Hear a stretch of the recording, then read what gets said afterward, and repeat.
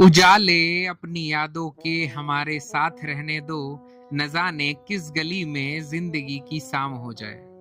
ईद अल अजहा के दिन भारतीय साहित्य और उर्दू शायरी की दुनिया में एक ऐसा नाम हमने खो दिया जिसकी गूंज दशकों तक सुनाई देती रहेगी, जिसका नाम है बशीर बद्र साहब। आज जब मैं उनके बारे में सोचता हूँ तो एक सवाल मन में आता है कि क्या हम अपने सच्चे जो साहित्यकार और विचारक हैं उनको उतना सम्मान दे पाते हैं कि जितने के वे हकदार हैं। बशीर बद्र साहब केवल उर्दू के या किसी एक मजहब के शायर नहीं थे।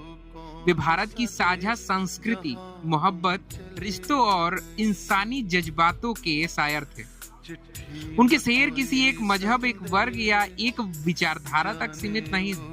जब कोई बिछड़ता है तो उनके अल्फाज याद आते हैं। जब कोई अपनों को याद करता है तो उनके अल्फाज याद आते हैं। जब कोई जिंदगी की नश्वरता को समझता है तो उनके अल्फाज याद आते हैं। आज के दौर में हम अक्सर उन आवाजों को ज्यादा सुनते हैं जो विवाद पैदा करती हैं, लेकिन इतिहास हमेशा उन लोगों को याद रखता है जो दिलों को जोड़ने का काम करते हैं।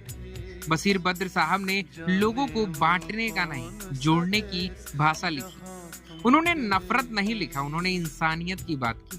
उन्होंने संघर्ष भी लिखा, लेकिन संवेदनशीलता के साथ। यही कारण है कि उनके शेर संसद से लेकर कवि सम्मेलन तक, आम आदमी से लेकर बड़े मंचों तक सुनाई देते हैं। जैसे दुष्यंत कुमार जी की जो पंक्तियां हैं आज भी बदलाव की आवाज बनती है, वैसे ही बशीर बद्र के शब्द जो है वो रिश्तों और इंसानियत या इंसानी एहसासों की पहचान करवाते हैं।